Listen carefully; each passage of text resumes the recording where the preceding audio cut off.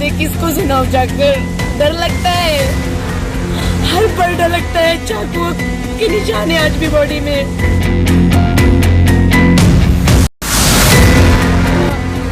सब लूट लिया सर।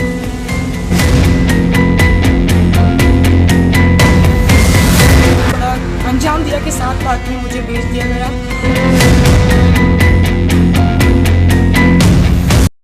क्यों, मेरी क्या गलती थी? मम्मी बोला इसलिए, तुमने लेकर पाला इसलिए, मैं कि तुम्हारी बेटी नहीं थी इसलिए।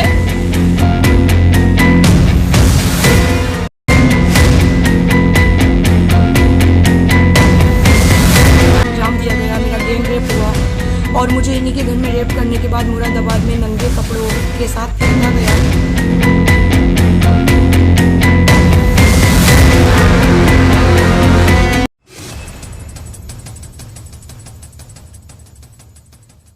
मैं इस वक्त रामपुर पुलिस अधीक्षक कार्यालय के पास हूं और यहाँ पर जो है मेरे साथ एक युवती हैं। ये मेकअप आर्टिस्ट हैं और मॉडल भी हैं और साथ ही आपको बता दें इनके साथ जो है सामूहिक बलात्कार की घटनाएं हुई हैं। खुद इन्होंने मुख्यमंत्री योगी आदित्यनाथ जी के गुहार लगाई है, उनको प्रार्थना पत्र दिया है।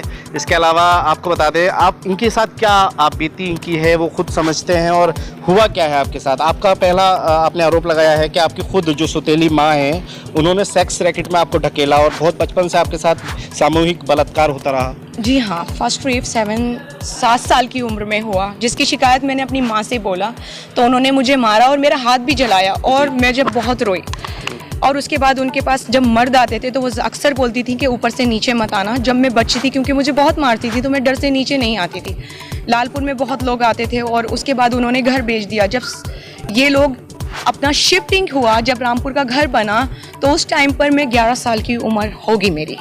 तो उस टाइम पे लड़की मैच्योर नहीं होती है ना सर, तो मैं डरी भी रहती थी और मुझे इतना मारा गया सर, जहाँ पर तकिया मुबारक शाह में मेरी नाक से ब्लड आता था, जिसका इलाज नर्सिंग होम में हुआ था।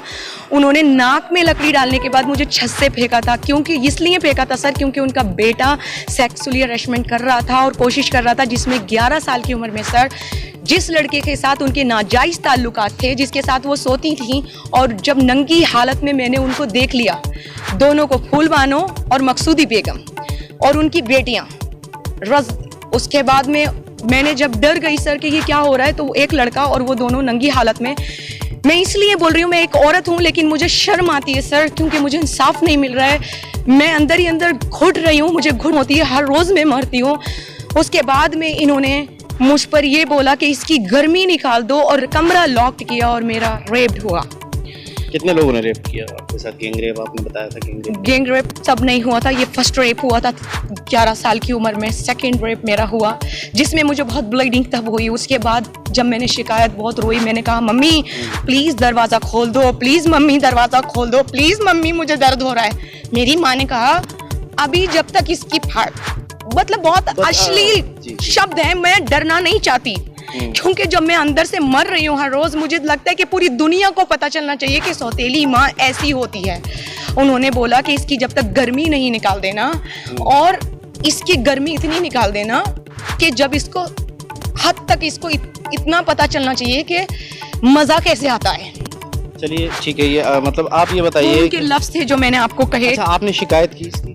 नहीं की, कभी नहीं। मम्मी से बोला, सॉरी बोला, और मम्मी से फिर भी पैर पड़ के बोला कि मम्मी तुम, जब मैंने अपने पापा से कोशिश की तो उन्होंने मुझे इतना मारा था कि मेरे नाक के अंदर लकड़ी डाल के मुझे जो फेंक दिया गया, उसके बाद मैं बोल ही नहीं पाई सर।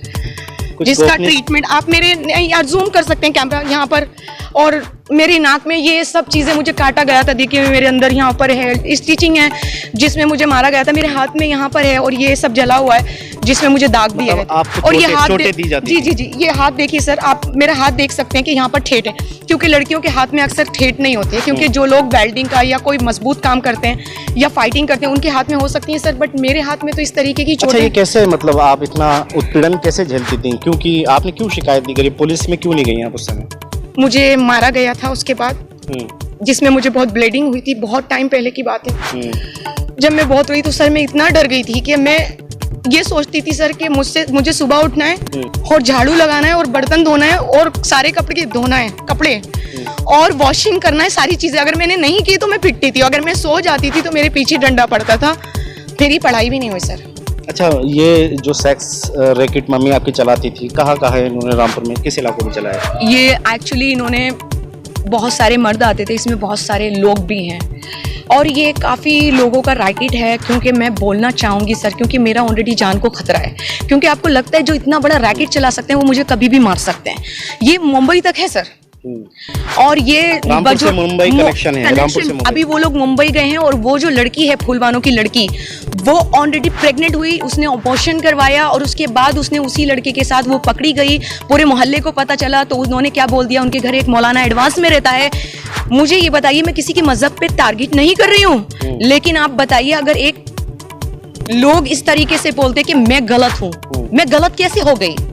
अगर एक लड़की होने के बाद, एक औरत होने के बाद आप लड़कों को बंद करके एक लड़की का रेप कराते हो तो ये क्या जुर्म नहीं है? ये सरासर जुर्म है सर।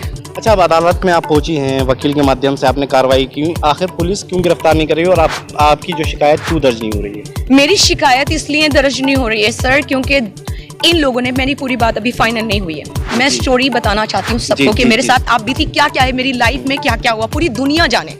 मैं खुद चाहती हूँ कि मुझे पूरी दुनिया जाने के हुआ है, क्योंकि ट्रबल कितना कर सकती है एक लड़की। हर दिन मरने के बाद, हर सांस टूटने के बाद, हर एहसास पर लगा के सुसाइड कर लूं, बट नेवर। एक बार पॉइजन भी खाया, जहर खाया था रेप के बाद, जिसमें मुझे बहुत धमकियां थी और मेरे पास ही चाकू लेके बैठे हुए थे और बोल रहे थे कि अगर पुलिस को कुछ बताया इसी डिस्ट्रिक्ट हॉस्पिटल में, तो मैंने कुछ नहीं बताया था सर, क्योंकि मैं इतना डरी हुई थी। और उसके बाद तो दरिंदगी की हद पार हो गई। इन्होंने मुझे छुआ, लेकिन सर ये बताइए ये गलत है, मुझे क्यों छुआ गया?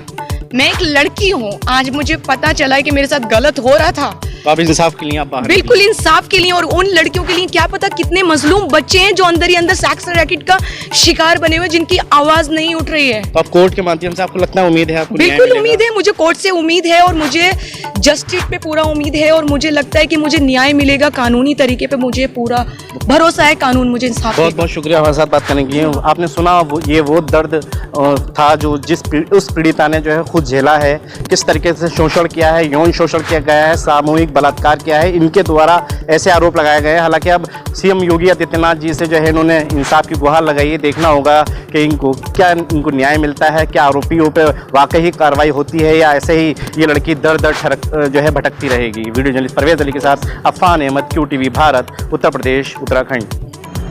तो साहब, एक तो पीड़िता आपके पास शिकायत लेकर आई है और यौन शोषण का आरोप लगाया है, सामूहिक बलात्कार का आरोप लगाया है, सेक्स रैकेट में ढकेलने का आरोप लगाया है, क्या है क्या नाम? यही क्या है, अडॉप्ट करने के बाद में बचपन से ही सेक्स पर हरासमेंट किया गया, उस संबंध में तब कंप्लेंट नहीं हुई। उसके बाद में ये बहुत परेशान लाचार रही, उसके बाद में ये योगी आदित्यनाथ को ज्ञापन पत्र दिया है और न्यायालय में कार्रवाई की है। तो आपको क्या इन्होंने बताया, मतलब क्या साक्ष्य सबूत है इनके पास, जिस तरीके से आरोप? इंजरी है, उसकी फोटो वगैरह है और चोटें हैं जिसम पर मौजूद, बॉडी पार्ट कट कर देना, ये वो मौजूद है। वो तो आपने कोर्ट में प्रार्थना पत्र दाखिल किया? हाँ, न्यायालय में दाखिल किया। FIR के लिए? प्रथम दूसरा रिपोर्ट के लिए। तो अभी FIR नहीं हुई इनकी? अभी नहीं, अभी न्यायालय रिपोर्ट मंगाई है। क्या क्या एलिगेशन लगा रही हैं आरोपियों पे? जो मामा होते हैं, मतलब अडॉप्ट किया था, अडॉप्ट करने के बाद में जो अपने भाई से हैरेसमेंट कराना, भतीजों से हैरेसमेंट कराना, ये छोटी बात नहीं है।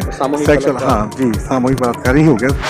जब एक बाप भी और बेटा भी और एक छोटी सी बच्ची के साथ में हैरेसमेंट करेगा तो वो